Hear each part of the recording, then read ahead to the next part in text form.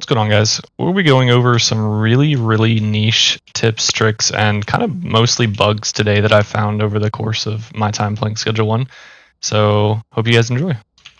Most of us have seen this glitch with the basketball by now, but in case you haven't, all you have to do is pick up a basketball and then look down while walking backwards, and you get some crazy height. And this is due to collision mechanics where you are constantly bouncing off of an object that is below you and it's propelling you upward. So kind of cool. You can use this to get up really high places like buildings, bridges, whatever. So makes pretty much the entire map accessible. And this process works with any like physical object that's like bigger than trash in the game that you can pick up and stand on. So for example, this box, if I was to spam picking up and then jumping over and over and over, then you should be able to do the same thing with it as well.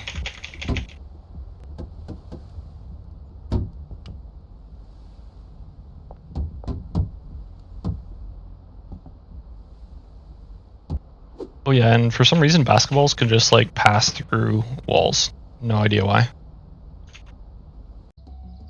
Alright, so this is one of the most basic tips, but at the very start of the game, you actually have a little bit of an operation going here inside your RV. The game will tell you to go answer the payphone, do all this stuff. But before doing so, if you don't know why, I'm not going to spoil it for you. You should definitely play the game. But you should dismantle these lights and the support beams, and at least the packaging station. You'll have to take the packaging out.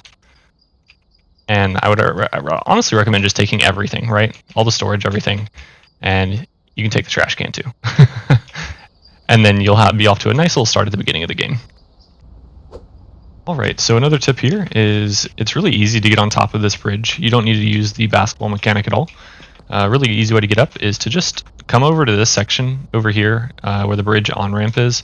You can't jump over it. There's like some sort of invisible wall that's blocking most of this area pretty well. But what you can do is just come to this first section here, and you can just do a sprint jump right here, and then you'll get stuck kind of in this location, and then you just hold the wall and keep kind of walking upward, and eventually you will make it up to the top.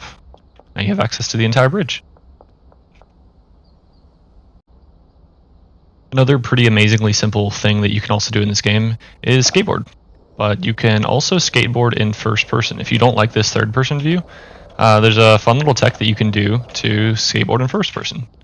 And all you have to do is hold V to do third person, and whip out your skateboard.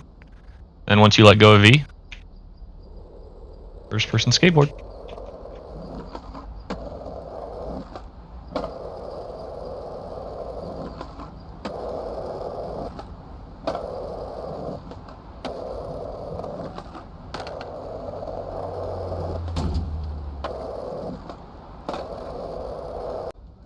Alright, so next up is another kind of physics glitch involving jump mechanics. So some of you may have noticed this before on accident, but there appears to be some sort of bug with how the upward momentum is calculated.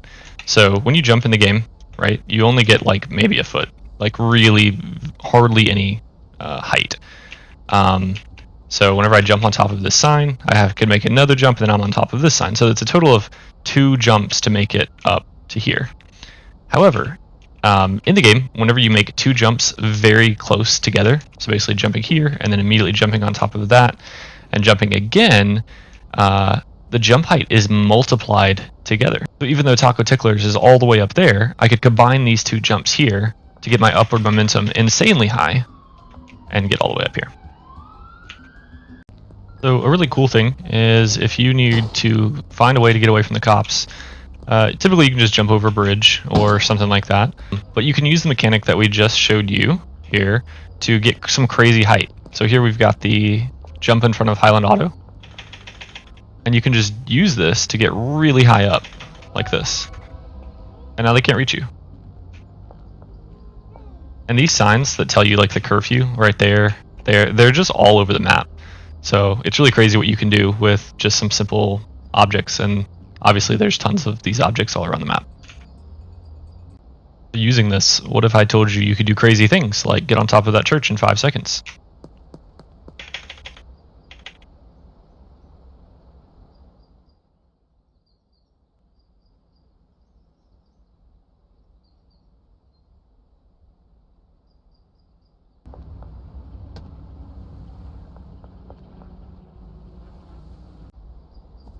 Or you could do other cool things, like get inside this locked-off mansion.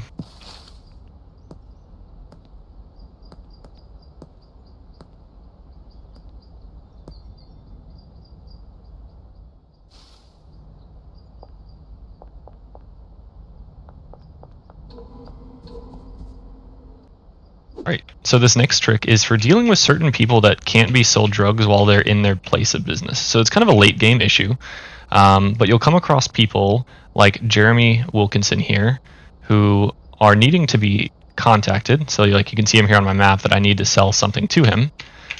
But whenever I go inside, he's just interested in selling vehicles, right? You don't have the option to selling him any drugs unless it's outside of the operating hours here. So basically after 6 p.m. he'll leave the building and then get in his car and then drive home. So that's like your only window to sell him stuff. But there is a way around this. So step number 1, you're going to go inside and find the person that you're needing to sell drugs to. Step number 2, pull out your gun. It's very important that you pull out your gun. Now Jeremy is going to run away here, right? He is rather scared. He doesn't want to be... Oh, come on, Jeremy. Why are you coming up here? He doesn't want to be shot. But now he doesn't know where to go, probably because he's not supposed to be up here. And now Jeremy is chilled out, so we can go ahead and offer him a free sample.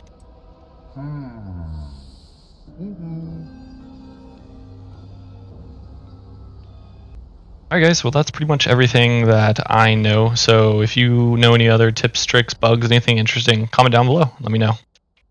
No crack for you today, my friend.